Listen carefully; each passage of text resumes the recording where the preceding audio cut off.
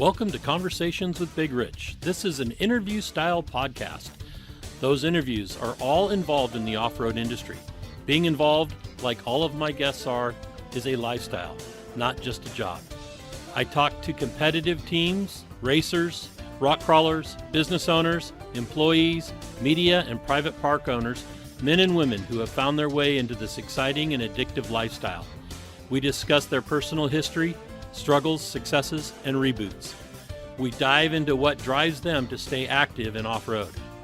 We all hope to shed some light on how to find a path into this world we live and love and call off-road.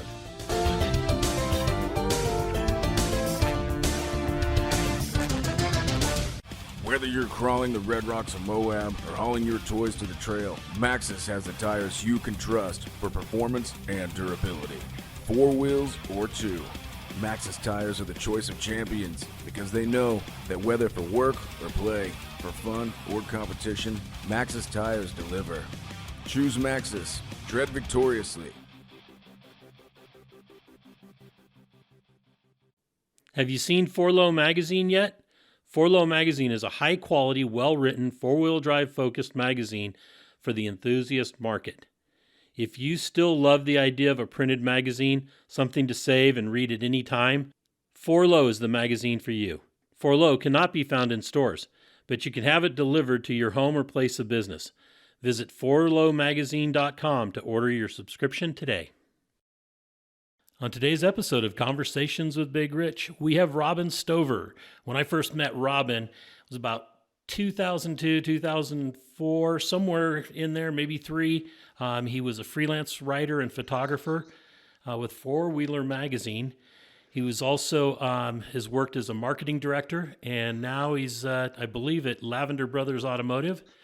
And, that's correct. And I want to say, hey, thanks for coming on board and being part of Conversations. No, thank you for having me. It's an honor. Yeah, it's awesome. So let's start off right away. And, where were you born and raised? Well, let's see. I was born in Aptos, which is a little town near Santa Cruz, California, and didn't spend a whole lot of time there. My parents were on the move, and basically I grew up in Hawaii. That's where my early childhood memories started. Which island? And lived Big Island for about 5 years. And then when my parents split up, I got kind of batted around between the Big Island and Oahu for about 2 years. Okay. And, that's where I first got my exposure to the off-road scene was on the Big Island. We lived in a very remote area in the northern tip called Kohala. And one of our favorite things to do, my dad would take us out in his little Subaru car and go splashing through the mud puddles on the back roads. Right. And that's kind of where my passion started for off-road activity. Yeah, it was cool. So that was a neat place to grow up. And, plenty of opportunities to get your tires in the mud and dirt there, especially if you know the locals. Right. And that's what we did. We went to vacation there on the Big Island, and we spent, I think it was close to 2 weeks. And what I realized is that the Big Island is not so big. In 2 days we drove every paved road. yeah, you can definitely get around it in a couple of days. Yeah, absolutely. Yeah. But then, so were your parents went from Aptos, they're outside of Santa Cruz, over to Hawaii. Was that work wise or what? Yeah, so my dad was a classical musician, does Latin American style classical guitar. Oh, okay. He passed away 4 years ago, but in his era of, his passion of guitar, he became one of the world's leaders in a particular genre. And that took him a lot of places like Hawaii, where he could play at clubhouses and that sort of thing. Right. He's also very accomplished in music. He's got many albums and books and, a long history in classical guitar music. So that was, having him as my father, that kind of dragged us around to places where he could make money. And when my parents split up, my mom ended up getting custody of my sister and I, and we moved back over to California, to La Quinta in the desert, Palm Desert area. And I only spent a year there, and then basically moved back up to the Bay Area where my mom went to high school, right? And that's where she her life was as a young adult. So we moved back into my grandfather's house in San Jose, Los Gatos area. Okay. Very familiar with that area. Yeah, and that's where I went to school, middle school on up to high school, a little bit of college there in the Bay Area as well. And then I moved down to LA when I got the job at Four Wheeler, and that was in about 2000, late 2002, early 2003. Okay. And that's really where my immersion into it. I mean, before that, I had a Jeep in high school, and I was into rock crawling. And when I graduated from high school, I got a tow rig and started going to Moab Easter Jeep Safari every year. And, took on the whole rock crawling scene full on. And what you may not know is I actually started writing, before I was writing for Four Wheeler, I started with a website that some local guys that I knew in the Bay Area had started called twistedaxle.com. And that's where I got my early, beginnings of writing articles. And when about what time frame was that? So that was before I moved to LA. So let's see, you said it'd be 2001 time frame. Okay. Because if I remember, I met you, I want to say it was at our Moon Rocks competition. Yeah, maybe Moon Rocks or the Cow Rocks event that was up in, where is it, Roseville or somewhere up there, the foothills of the Sierras, Tahoe region. Right. Yeah, we did Donner, and we've done, but it was the early days. We were at Donner and then at Moon Rocks, and for some reason I thought it was there, and that was about 2003. Well, was it the Cabo rock crawling thing that happened? Because I remember, I think you were involved in that one too. The one in down in outside Cabo Rocks. Yeah. Yeah. No. No? That Baja Okay. Rocks one, I was not involved in that, except that I sponsored Bob Rogie and Dustin Webster. Oh yeah. In the event, yeah. And we I had remember that. cow rocks all over the vehicle. Yeah. Now that was the era that I got into it. I mean, the people that I looked up to at the time were, the Ned Bacons of the world, in the magazine world, right? And I was rooting for a spot in the magazines back then, and that's why I started writing articles, because I learned that was a natural job you could get, and I went, wow, that's right up my alley. So I really targeted Four Wheeler because I'd been a reader for many years. And they happened to do an event right in Hollister Hills, which isn't too far from where I grew up in the Bay Area. Right. So it was tangible to actually go down there and, get to know those guys. And that's exactly how I did it. So when you were in school, did you take a lot of English classes and try to become a writer then, or was it something you picked up later? I actually hated school. It wasn't my thing at all. Yeah, I'm more of a hands-on guy. So for me, the school thing was kind of like I couldn't wait to get out and get into the real world and get my hands dirty. And, getting into writing, I guess my dad's a writer, so I kind of had an knack for it just because of him. But it wasn't until I really saw it as a tangible dream job that I focused my efforts in writing. And I mean, I was in all the lower English classes in high school. I wasn't gearing myself up for college and becoming a writer. I had no concept for that actually until I learned about the job at Four Wheeler was a possibility. And at the time when they hired me, I got really lucky because they had to fill the spot, and they were going to lose it if they didn't. And there was very few people rooting for that spot. I was one of two basically that applied for it, and then they hired me. Excellent. And it was an amazing step up without a degree. And my deal with my boss at the time was actually to continue going to school for a journalism degree, which I continued down in Glendale at the community college. Well, my first year at Four Wheeler, I did. Excellent. So we'll just jump right into this. We tell a lot of our freelancers and, people that write for us for the first time, give a lot of people that first time exposure, they with our For Low magazine, we just they go, how do you want it written? And Shelley is the one that came up with this because she does a lot of writing. She goes, tell your story. She goes, I don't care how your grammar is, and your punctuation. She goes, I'll clean that up. You just tell your story in your words. Mm-hmm. And it seems to have been working. What do you, how's your, what do you do when you were writing? Well, for me, I don't know. It's a very specific time of the day for me when my creative juices are really flowing, and I can actually make an article come together quickly, and that's usually in the morning when I first get up. Okay. So that's when I generally do write. Now, at my current job, I'm writing a story for every single repair that we do on. We do general automotive repair along with custom 4x4 buildups. And when I'm doing general automotive repair, every customer has a concern that we're there to solve. So there's a story to every single repair, right? A beginning, middle, and an end. So I'm constantly telling stories, though brief, every day throughout my job. And I'll say this: when I have to write an in-depth, tech story or something, I work on it for probably 4 or 5 days in the morning. I'll take little snips at it in my free time. And it'll all come together by the end. But it's really not I have to force myself to sit down and write an article. It's not something that I naturally want to do. Right.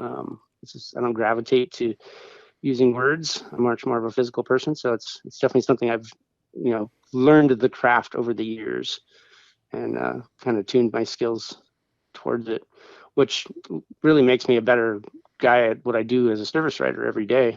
As far as explaining technical details to a customer, and I think that's important. I was in automotive repair for years, with Sears and some other smaller shops, up to management, where I was training guys how to service right, and it was making sure that they used the correct vernacular and described what was happening and not try to scare the customer. It's like back in the day, Sears got in a lot of trouble for that. Oh my God, you're going to die if you don't, change your struts. That's not necessarily true. So, it was more about being completely honest with the customer than it was, the hard sell. And I always appreciate that when I run across that. Yeah, it's a difficult thing because the average consumer out there really doesn't know much about cars, and they come in with a problem and they're throwing everything on the line that they hope that you're an honest shop to work with and do things right along the way. And I'm really, really fortunate to work with Toby, who has an amazing reputation in our area and is basically poised for success because of word of mouth. So it makes my job a little easier, but don't get me wrong, it's a lot. I mean, I kind of pride myself in having the knack to bring the customer along for the ride and educate them about their problem if they so choose to know. Not every customer is that customer, but from the customer service standpoint, I'm all about helping someone figure out and understand what the nature of their problem is, and then lead them to the solution. Excellent. It's a lot of fun to me. So when you stepped into four-wheeler, do you remember what your first article got printed? Yeah, so immediately I was under the management of John Thompson, and the first thing he did was he gave me the RPM news column of four-wheeler. And instantly I had to immerse myself in, press releases and what's going on in the industry, what's the buzz, and new vehicles to, things that are going on from like trail use and, just industry wide. What's the news of the industry? That was my beat at the first. So I remember doing a lot of studying and trying to make my craft as good as I could at that time, which I didn't know a whole lot. So I was learning a lot from my colleagues. Luckily at that time, we were all in one building downtown in LA. Well, not downtown, but on Wilshire Boulevard. A lot of these guys, kind of were friends, and we'd all go to lunch and stuff. And I got to learn a lot from the Fred Williams, the David Kennedys, and John Kappas of the world early on, working at Four Wheeler. That luckily helped propel me to be successful at it. What was one of those early awe moments for you with the magazine, where you went, not besides getting the job? You know. Yeah, I guess it was getting the free reign. Like, I mean, one thing, getting your office in a high rise without a college degree, and you can look out the window and see the Hollywood sign, you feel pretty special. And then the realization of, well, there's, on any given month, there's 300 to 500,000 readers at that time that were Right. basically reading Four Wheeler Magazine regularly. That's a huge projection, right? You're capturing a huge audience. So for someone with very little experience at it, it was kind of a big deal. And I took it pretty serious. I mean, I was working probably 13, 14 hours a day, mainly because I didn't like having to deal with LA traffic getting home. So I just put it in my life into that job. And I'd moved down there kind of on a whim, hoping I'd get the job, and I ended up getting it. And so I was doing everything in my power to keep it. And it was definitely challenging. That first 3 years was a lot of both political negotiating and just picking the right things to get myself involved in. It took me a long time to kind of fit in, but once I did, I think really the reality was when they kind of bestowed me with a buildup of my own to do. Right, I remember it was Craig Peroni was in charge of the Teal J Right. 97 Jeep Wrangler project buildup that Four Wheeler had gotten. It was a dollar vehicle from Chrysler, and the magazine did a mile up on it, and I was reading that my senior year in high school, so I knew all about the 97 Teal J Jeep, and when they handed me the keys to it and said, "Here, we want you to do part two," that was kind of the pinch me moment when I went, "Wow, this is real. I'm really living my dream here." And besides going, to all the cool rock crawling events, and I mean, I got to do some amazing things that first year, luckily, that really propelled my career. Going down to Baja and getting my feet wet down there was kind of the beginning. And then, through the process, meeting all the people that run all the businesses that make it all happen. That's really where you start to grow the connections and networking ability of that career field. And man, I was pretty aggressive in networking and getting myself out there, and they basically pay for your travel, right? So I was traveling 80 to 90% of the time. And I mean, while I had a room, I was renting in a house, I was never, ever there. Whether I was moving on, events for the magazine or going to take tours of factories to learn how things were made. I mean, just there was always some opportunity coming along, and more so than you could do with your. So it was a amazing place to start out as as far as in this industry. You have the keys to pretty much any company that you want. You can get in and learn anything you want, and I did. I took advantage of it wholeheartedly.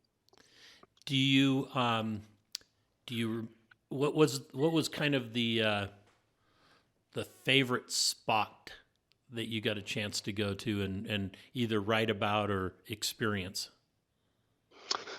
Well, so I luckily got going down in Baja, right, and that to me is the holy grail of off road.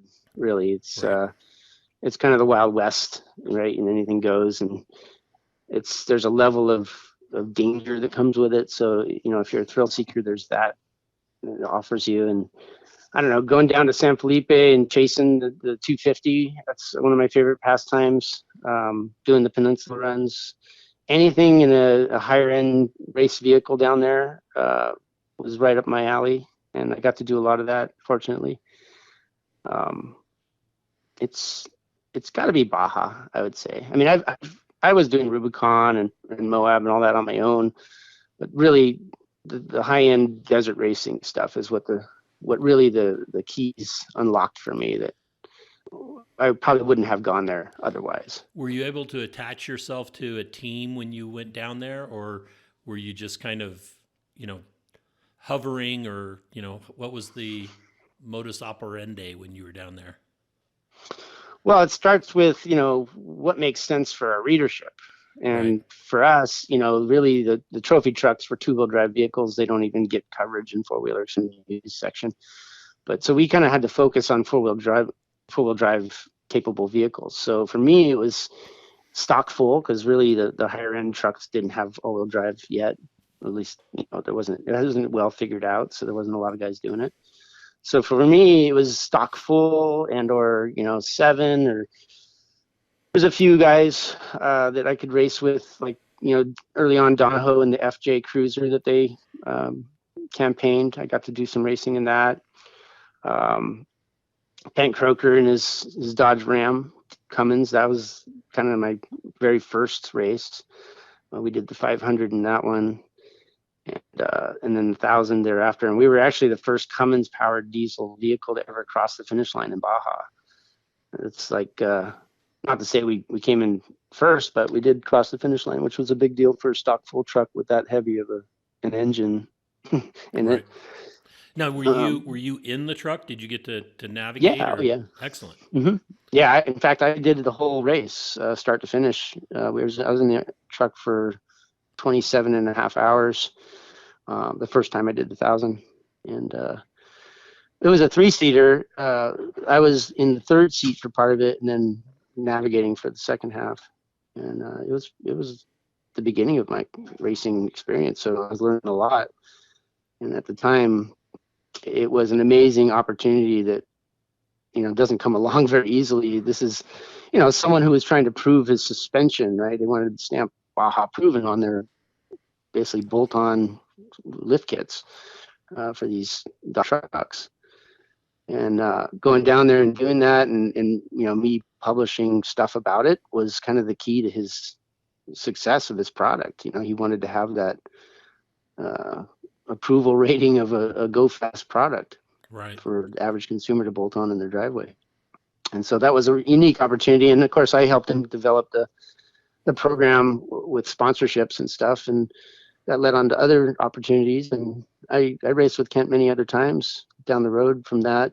And then I kind of decided that I'd kind of played out that stock full category or segment. The four-wheeler magazine readers knew about it, and so I was kind of looking elsewhere for other opportunities. And I did get embedded a couple times with a lot of bigger, higher level teams, and that was amazing. But yeah, looking back, I guess Baja would be the one thing that was the biggest takeaway. That was just amazing about that. Right. I've never been in a race car in Baja. Done a lot of pre-running and crewed teams, and been at the pits and then raced to the next pit, all that kind of stuff, or made our way to the next pit. I don't want to say race, because the teams that I went with had strict rules on how fast we were allowed to go on the highways down there. But I wanted to get into a car, and then I didn't want to get into a car. You know what I mean? Yeah. I didn't want to be the guy that screwed up the race. So it was always one of those things where it was like, no, I'll stick on the outside. And, one day I'd hoped to race myself, but I think those days are behind me. I had one opportunity. Dave Cole asked me to help with his, when he went down there and raced the 4400 car the first time. And I was like, nope, not getting in the car. Sorry, I'll be part of the pit crew. Yeah. So I don't know that. I mean, I had a couple opportunities to drive, and I like to think I'm a good driver, but when you ride with a true professional race car driver, like I got to, you realize you think you're a good driver. Right. Until you're really going fast with a real driver, you don't really know what you're doing out there.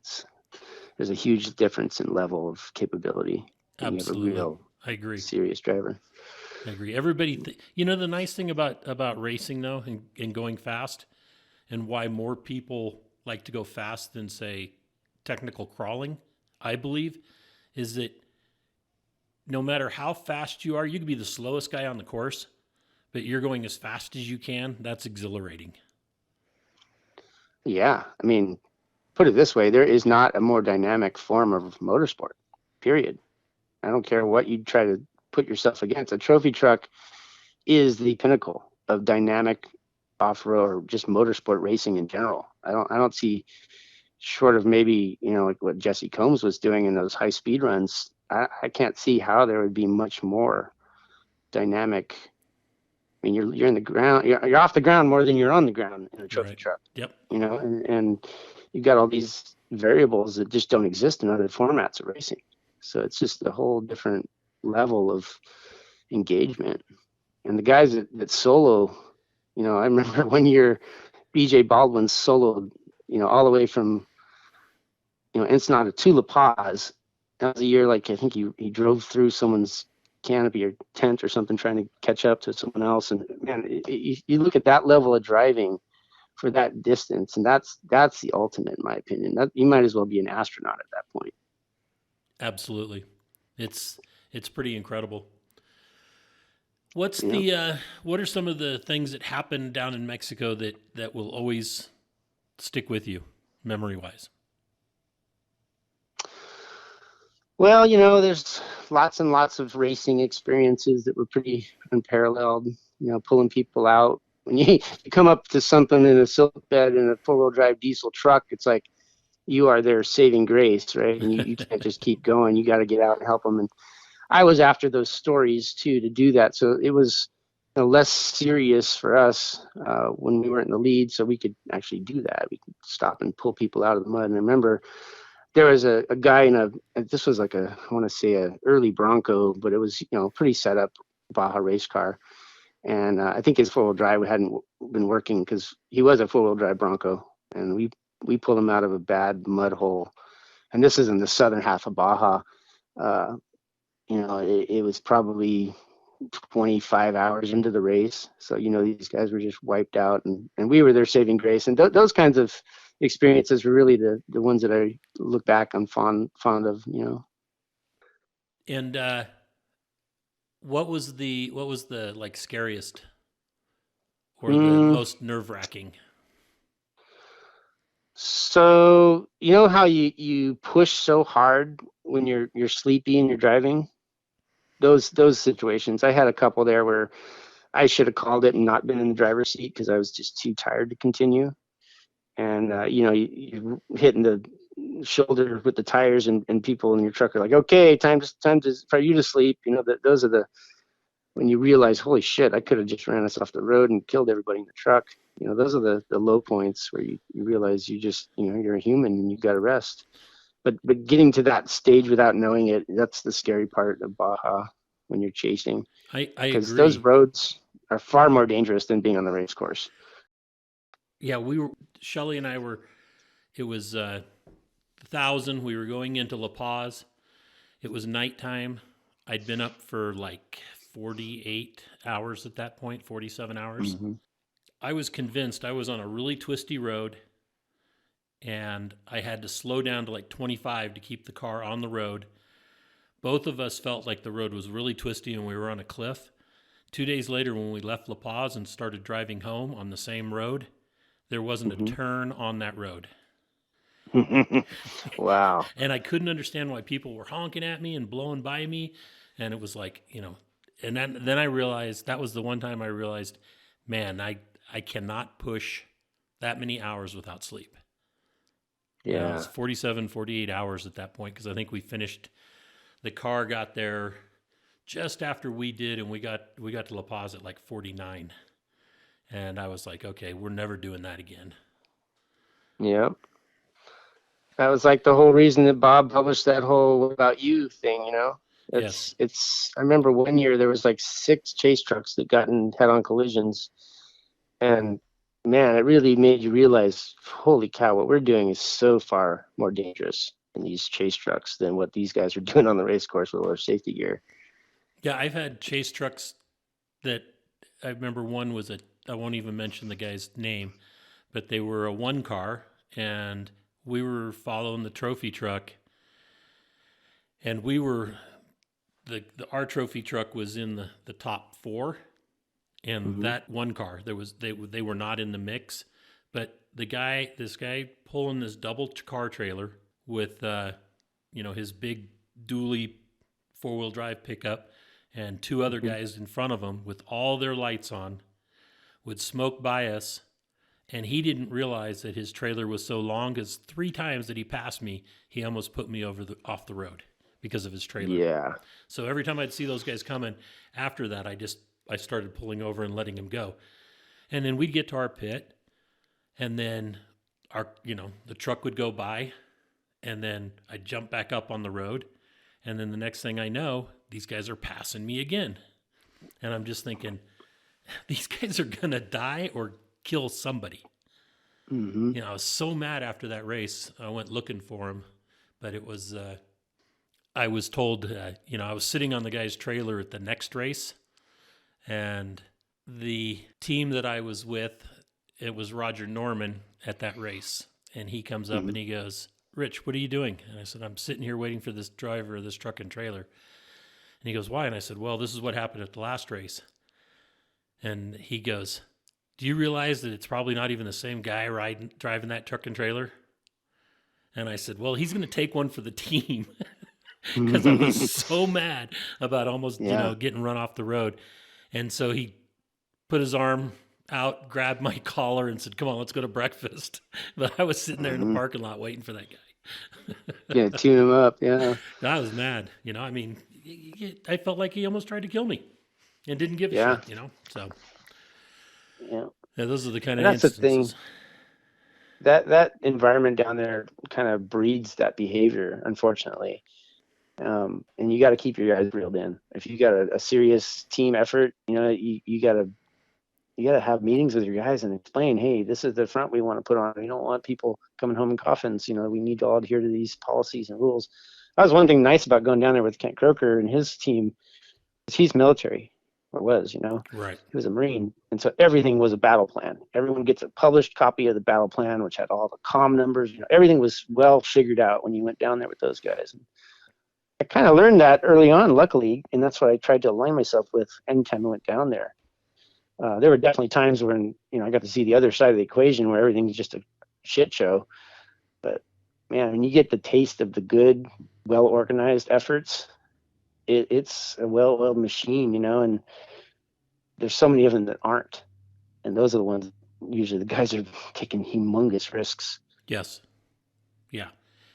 And the teams that are large enough to have enough pit support to where the same guys, 6 guys don't have to be at every single pit stop makes a huge difference. I mean, when I was running with Pistol, it was, we were one of those teams that, we could do every other pit stop. So we, like leapfrog.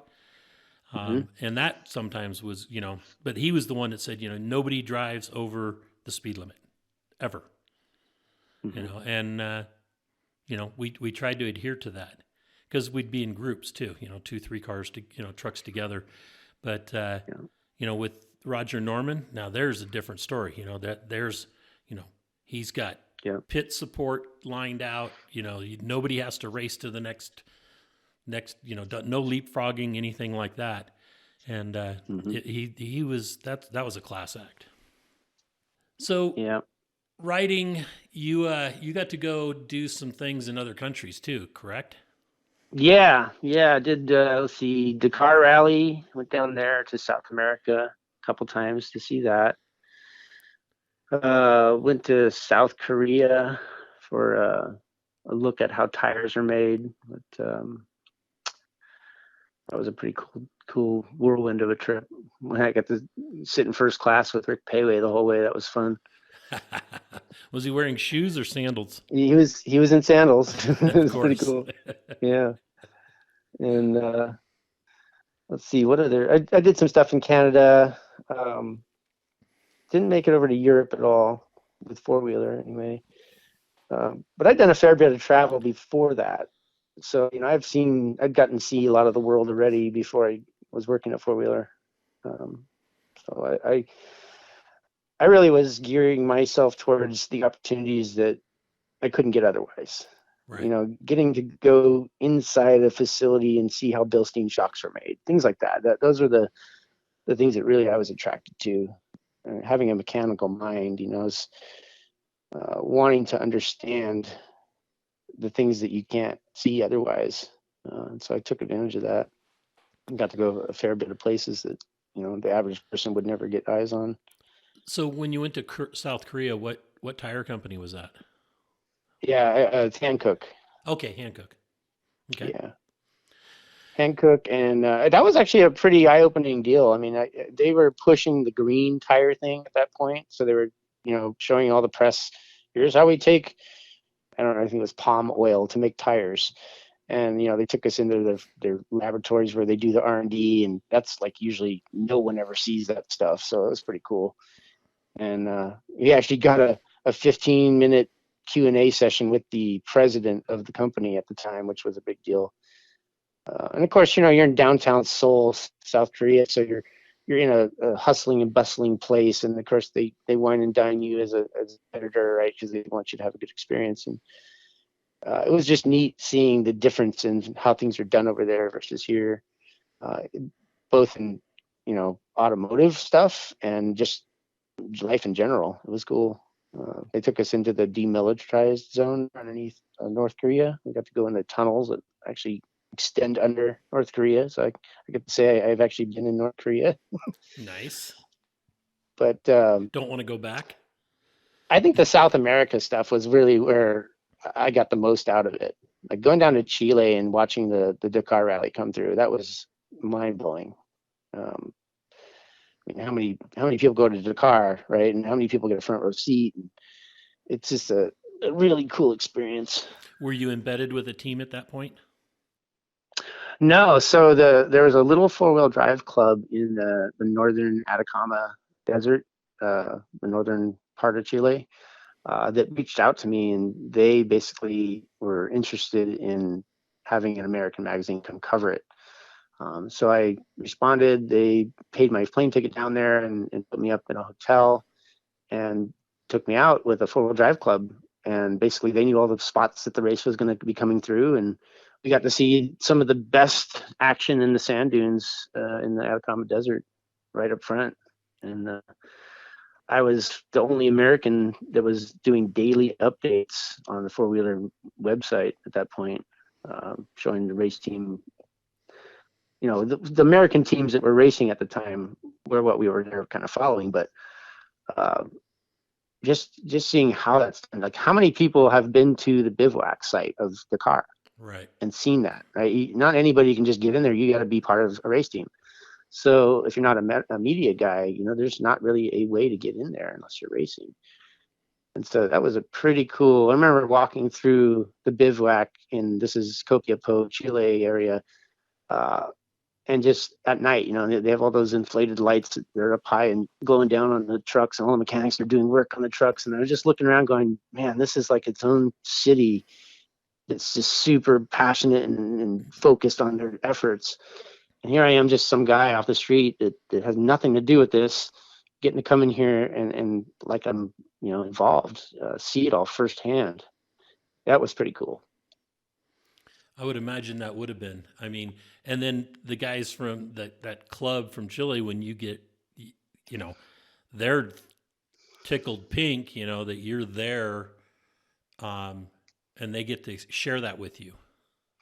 Yeah, and then I returned the favor. I invited the guy that hosted me, Patricio Rios. I invited him up to America, and he came up and did the Baja 1000 with me in a stock full effort that I was doing at the time in a Nissan Titan. And it was really cool because they came up, they went to the Baja 500, and then we didn't finish the Baja 500, unfortunately, but we made it back up to Hollister Hills for Top Truck Challenge, and he got to experience Top Truck Challenge. So like, he took me to his world and showed me their cool 4x4 scene, and I did the same thing for him up here. And we even got in an evening out at Watsonville Speedway. Got to see how roundy round racing goes on in America, which was kind of a neat little bonus for him. But it was a nice little pick for that. And then he's invited me back several times, but I just haven't been able to make it happen. And then they've moved to Dakar, so there isn't really a go down there reason otherwise. Right. So you'd mentioned that you had done some extensive traveling before traveling for the magazine. How did that come about? Was that with your dad and his music? Yeah. So my dad's music took him down to South America quite often. In the country of Paraguay, he's the foremost authority in their musical equivalent to like Elvis, right? The guy that's on their $50 bill was their musical claim to fame. And my dad was the world authority on that guy. So Wow. Okay. yeah, he got, lots of opportunities to go down there and play concerts and do master classes and things like that. So he was actually living in Costa Rica my senior year of high school. And I went down there for 2 weeks and got to see the whole Costa Rica thing. Then my dad moved to Puerto Rico, was there for a couple of years. So I got to go visit him in Puerto Rico a couple of times. Then he moved to Paraguay, and I went down there for the Dakar rally and then went over to Paraguay and got to do some wheeling with an ARB dealer down in Paraguay. It was pretty cool. That's awesome. But yeah, I've been to Europe before that. Before high school, I traveled a bit. I grew up in Hawaii, of course, but I went down to Costa Rica before I graduated high school. I'd been to Canada, but then when I graduated, I went, for 3 weeks, Eurorail backpacking, hostels, the whole deal in Europe, which was really neat. And I would definitely recommend that to any youngster that doesn't know what they want to do yet in life, because that's where you form bonds and figure out what the world's really about, when you're Right. traveling in another land where you don't speak the language and have no assets, no resources at all, but what's on your back. That's a pretty cool way to learn what the world's about. I didn't get a chance to do that, but we've done a lot of traveling in the last 12, 13, 14 years. And I appreciate it, because my thing is when we travel, I try to be one with the country. Mhm. Not, I don't, even when we vacation, I don't go to Cancun. Mhm. I mean, we go to like Capos in Costa Rica. Yeah, We get off the beaten trail. Yeah, we get off the beaten trail. We rented a Land Rover 110 in Australia and did 18 days driving through the bush and down the coastline. We didn't get into the outback. I mean, next time I go to Australia, it's going to be for like 6 months. But Yeah. it was it's immerse yourself in with the country to really learn what it's like. Mhm. I try to do that Yeah. even with the wheeling. Every place that we've gone, we've had a chance to go wheeling. On the Big Island of Hawaii, I hooked up with the Big Island Jeep Club, and Mhm. I wanted to rent a Jeep so we could get around, and there was no Jeep rentals available. And so I called the president of the Big Island Jeep Club and said, "Hey, this is who I am. I'm coming into town. There's going to be 4 of us. Can you set us up with you guys doing any trail rides, during this time frame?" Mhm. And they took us out like 4 times. Nice. So it was pretty cool, and get to wheel with the locals, and did the same thing in Costa Rica. Driving through the rainforests and through the creek, the river beds and all that kind of stuff. That's Mhm. high mountain stuff and everything. It's really a trip doing all that kind of stuff with the locals that know, the good places to eat, the good terrain, Mhm. the good sightseeing, the stuff that you'll never see in the brochures. Yeah, I'm with you on that. My dad living there when I visited, we luckily had that, you know, not the touristy version of it. We we're in the northern part of Costa Rica and Guanacaste, and like the most touristy thing we did was we went out to the beach and got to take one of those tours where you get to watch the turtles lay their eggs with the, under the red light on the beach. That was like the most touristy thing we did while I was in Costa Rica. So I'm right there with you. It's so much better when you're not on a resort playing the normal things that tourists do. Correct. I'm Yeah. completely in agreement. You want to immerse yourself in the culture, you get off the beaten path and meet some locals. That's really the best way to do it. Yep. So, right. Let's see. We've touched on your traveling. We've touched on 4-wheeler. There's got to be more to 4-wheeler. What was it like working with Payway on a trip like that? Rick and I've been trying to get Rick on here, and I just can never connect with him, just like I did with you over the last month. Yeah. But Rick whenever we see Rick, first thing he does is he like nods at me and he gives my wife a hug, And I'm like, Hmm. okay, wait, I got to wait 5 minutes till he'll say something to me. But he is quite the character. Loves sitting down, having dinner with him or something like that. But what's he like to travel with?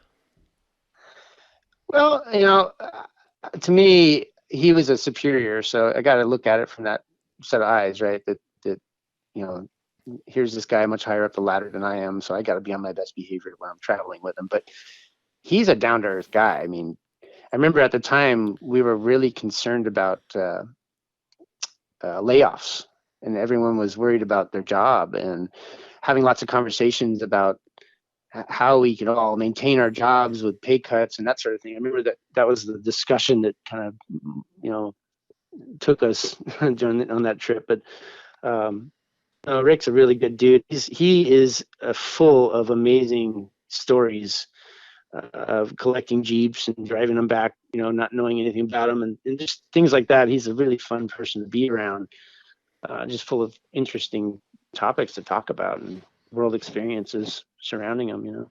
Yeah, that's why I want to get him on here because I know we'll probably end up talking like with Bob Bauer, Baja Bob. We talked for like 6 hours, and I cut it down to two-hour segments.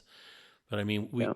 easily could have done 6 hours of conversations with just Bob, and I would imagine it's going to be that way with Rick too. Just Yeah. he's done all of it. Yeah. He really is a legend in this game. I mean, he's what we all looked up to. Exactly.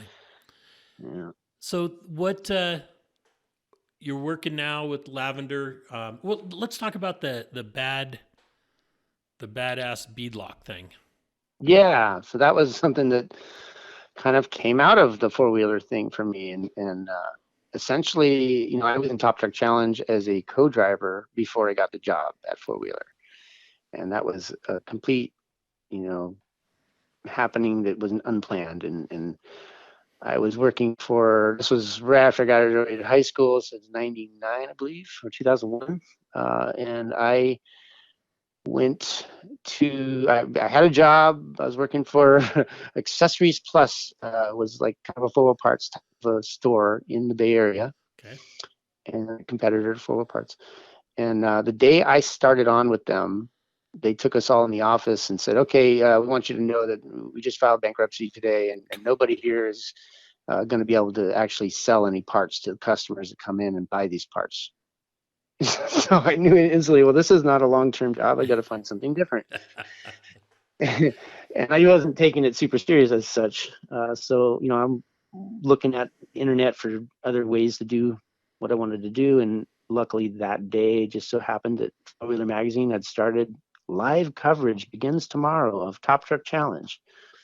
So I promptly quit the job and drove down to Hollister Hills and hid my truck basically and went in there and became part of Top Truck Challenge by force, basically.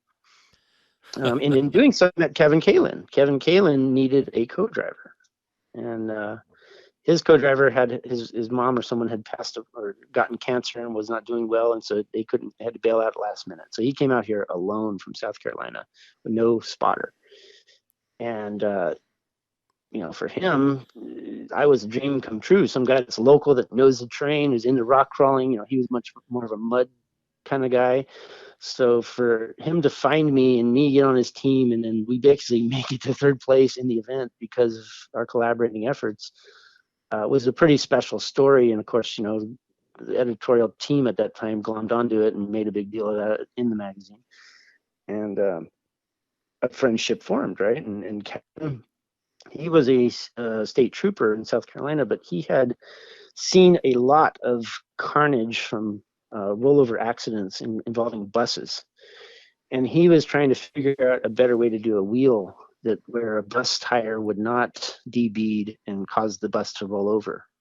And basically peeling people off the pavement, you start thinking of other ways that the bus can do the same thing. And he figured out the bad beadlock through that effort. And then basically us being into off-roading, we said, well, let's prove it in the off-road. Off-road could use a different type of beadlock, one that's DOT legal. And So we basically attacked the off-road as a segment to bring that technology into the fray and make people aware of it so that we could then make that technology available for other vehicles like buses and over-the-road trucks. And in doing it, I learned a ton, right? I didn't know crap about wheels, and I became the marketing director for Bad Wheels. And so I had to learn everything I could. And it's funny, Kevin's actually calling me right now. It's funny. Oh, really? But yeah. But yeah, we never did get it to that over the road truck demographic that we wanted to. And Kevin's health started sliding, and he was building every single wheel by hand himself. Oh, He got wow. raw castings from American Eagle. A whole container of them would show up at his house, and he would sit there, and he's got a bad back. He's had multiple back surgeries and stuff. So for him, it was very, very hard to do the physical assembly of each wheel. And that's where we were basically stopped, and he didn't have the money to spool it up as a big company. And, it was just a really hard thing for him. So we decided what was best was to sell it to someone who was far more capable than us. And he sold the patent, the idea, everything to this new group in Colorado. And unfortunately, right after that, Bad Wheels had to cease because American Eagle shut down the facility that manufactured the cast wheel for us. So it wasn't really anything we could do about it. We'd already sold the company to these new guys, and I was supposed to go on with them kind of as a part-timer doing marketing for them, but it all came crashing down when American Eagle pulled the plug, and they couldn't find anyone else in the US to build them. And that was our whole premise, was American made. So we weren't going to look out, going to Taiwan or China for castings. So it just kind of fizzled. The Yeah. idea is still out there, and it's still a great idea, and it works really well. And I think we had a really special product, and I think there's still a lot of room for, innovative wheel products in the industry. And someday I'm hoping someone will pick that back up and run with it. And that I was know it's on my agenda if I ever win the lottery or something. is that like a that was like an internal bead lock? Yeah, it was pretty ingenious. So what he did was he redesigned the wheel to have a deeper drop center, which gave you the ability to change the orientation of the tire when you're physically mounting the internal locking elements. You needed room to get your hand in there, which was the hard part to figure out. And he figured out by making the cavity of the wheel a different shape that when you set the beads of the tire with our system, then you break down the front bead. So you have a rear bead that's set, but you're working from the front part of the wheel. And because of the deep drop center, you can twist the carcass of the tire on the wheel to get room to get your hand in there to physically assemble the bead lock product. So that was kind of the whole secret to it. Okay. And it was very successful. I mean, our goal was to build the most robust cast aluminum wheel possible. And it was heavy, but it was very, very strong. And we had some really innovative features that you could add on to it. And it was well received. I mean, we won a global media award the first time we showed it at SEMA. And, sales wise, we were doing what we could, but we were limited by how much Kevin could physically build in his shipping container each day. And so it wasn't going to be a long-term thing for me. It was always maybe someone will buy it and I'll get brought on. When that was all looking real good, but then it fizzled. So it was unfortunate, but still a great product. I've still got 3 sets of them, and I'm definitely planning to use them. Excellent. And then after that, what did you do when that is that when you went back to Toby's? So for a while there, I actually worked for a company in the Morgan Hill area called Kodiak Industries, and they did dual battery management systems, and they were like the West Coast dealer for Premier Power Welder and Pull Pal. And it just so happened I lived pretty close to them, and I knew them from doing stuff in the magazine and mainly Off-Road Expo. He always had a booth there. So I really wanted to learn the art of automotive wiring, big cable, all 2 gauge and up stuff. to do it properly, because I'd been accused at one point of wiring a vehicle to the point that it would have burned down. So I learned, like, okay, I don't want to have that reputation of doing crappy wiring jobs. So I'm going to learn the art of this. And I did. And that was really a cool, kind of like going back and learning a trade. Working with battery cables, you don't think of it as that, but when you get good at it, it's just another trade. Really, it's large cable electronic work. There's lots of good reason to know that in the automotive space I'm in now. I mean, all my guys do exactly the same thing I learned when I was working for Kodiak Industries. And I'd say that it's probably one of our top selling things we do at Lavender Brothers. Excellent. I know that I have a reputation out there. I don't like to lift the hood of my Cherokee because everybody looks at it and goes, "Oh my God, how have you not burned this thing down yet?" And it's tried on numerous occasions, but I've always gotten the wires pulled before total meltdown. Nice. One time we parked we were in West Virginia, and we parked for the night. And the next morning, I get up and we're walking to the Jeep, and I'm like, "Why is the inside of the Jeep all foggy?" And it was smoke. The wires Wow, were did it melted. self-extinguish? No, it had probably started 15, 20 minutes before we walked out. So Oh my gosh. instantly I opened the door, popped the hood, was able to get the ground disconnected. And then I traced back to where the smoke was coming from. I let all the smoke out from under the dash. And, it was just one of those, you drill a hole here, run some wires through it, and, forget about it. And, yeah, the car didn't forget about it. But one of these days I'm going to go through there and do it right. But, yeah, it's pretty gnarly looking. I'm not the wiring guy. And every time I get something from somebody or pick something up, and Shelly goes, you're going to put that in yourself? I'm like, yeah, sure, I can do that. And, here out in a park, because, we're getting ready to do an event and it's been shipped to me. And she goes, well, why don't you wait until one of the teams get here and have them do it for you? And I'm like, come on, babe, I can hook a couple of wires up. But she was there that time. We almost burnt the car down. Wow. So she doesn't trust my wiring. Yeah, wiring is definitely one of those things, man. Once you get the knack for it, like when you see a beautifully wired, backside of a panel or something like that, you really can appreciate the time and effort that goes into doing those systems right. Absolutely. I agree 100%. So then from there, it went to Toby's then, or was there another stop? Yeah. So nope. I went from Kodiak, did Top Truck Challenge that year, and then after Top Truck Challenge, went to work for Toby. And the rest is history with Toby. I've been, his main cornerstone of his business for the last 11 years. And we've since opened 2 additional shops and looking to do a 4th at some point in the coming years. But yeah, it's been a great run with Toby. I feel like I aligned myself with the right person in life that really had his shit together, so to speak, and could actually, transition from fabricator that really you can't make a lot of money in Monterey off of being a race car fabricator to, business owner with, 3 locations. We're really good. We're kicking butt. Yeah, that's really good. And opening a 4th. Man, most people can't even find enough people to man one shop for them. That is our biggest trouble too, is finding people. I mean, I'm sure everybody's in the same boat. Nobody wants to work anymore. It's really a shame.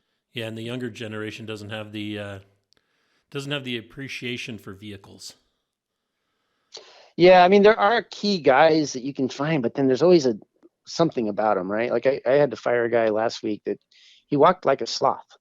I mean, literally, like everywhere he went, he just kind of shuffled around and didn't even, just wasn't the kind of guy you want to represent your company.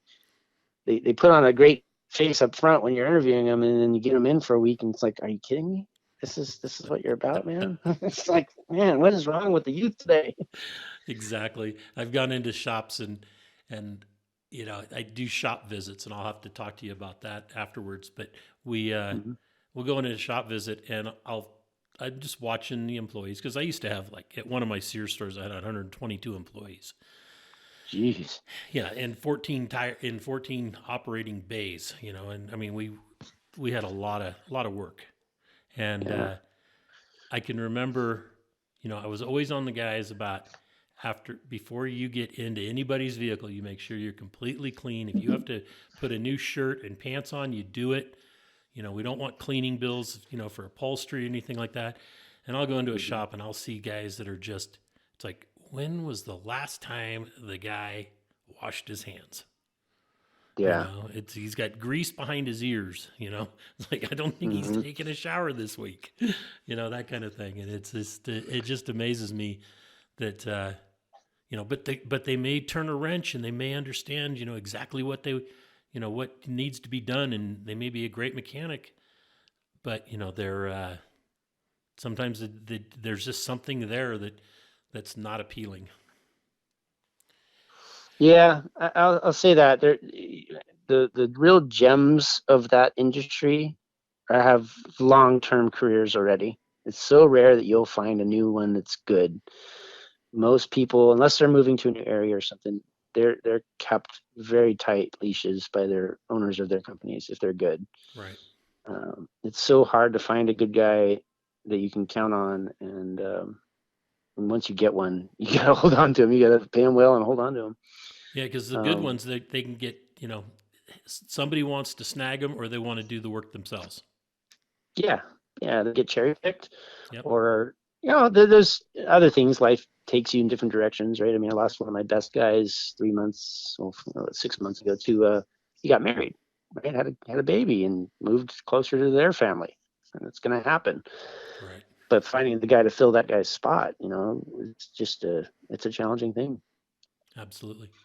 So what's next? I know you're married. Yeah.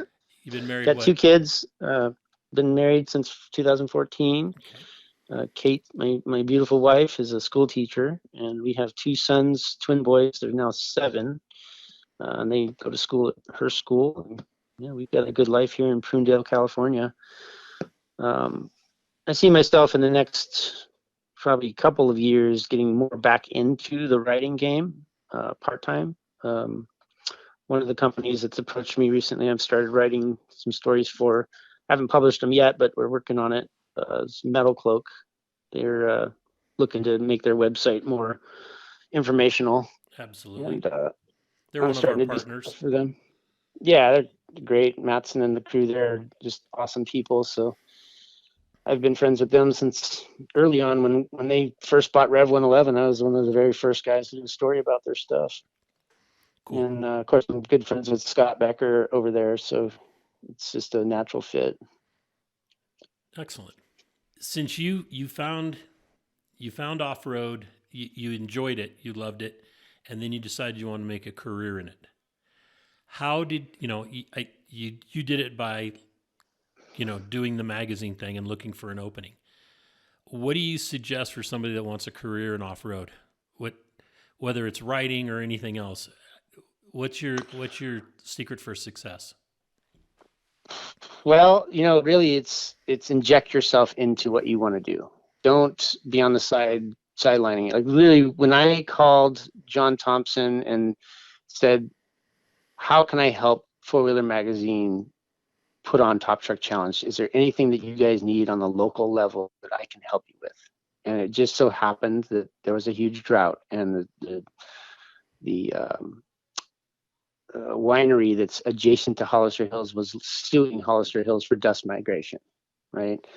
And they needed water trucks because it was a hot summer event and there's going to be dust migrating. So luckily, I called a friend of mine and networked a water truck to this event. So they had 2 instead of 1. That was injecting myself into something I really didn't have anything to do with. So if you really want to do something, you figure out a way to inject yourself into it, whether you're getting paid or not, and get your feet in the door and mingle with the people involved and basically make some advocates on the other side, and then chase it with all your might. Like when I literally left a good paying job in the Bay Area to move to LA, to rent a room and not have a job on the whim of maybe getting this job at Four Wheeler, that's a huge leap of faith. And you got to take those leaps, especially when you're young.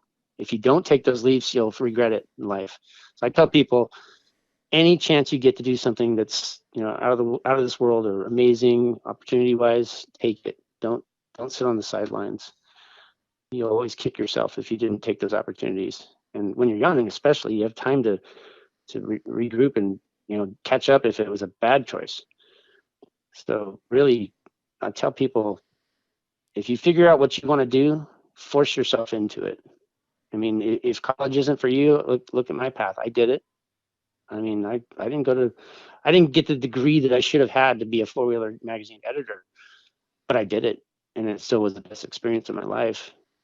So yeah, all you got to do is be passionate about something and force your way in. Don't take no for an answer. Perfect. What a great segue. That's awesome. Hey, Robin, I want to say thank you so much for spending the last hour plus talking with me and sharing your life with all of our listeners in the off-road world. And I really appreciate it. And like I said, I'll call you here in the next couple of weeks, and I'm living in Northern California in Placerville right now. So I'd like to maybe make a shop visit and come visit you. Oh yeah, I would love it, man. Okay, sounds good. All right. So thank you very much. Hope you enjoyed it. Thank you. All right, I did. Thank you. Okay. Appreciate it.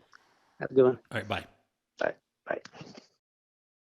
Well, that's another episode of Conversations with Big Rich. I'd like to thank you all for listening.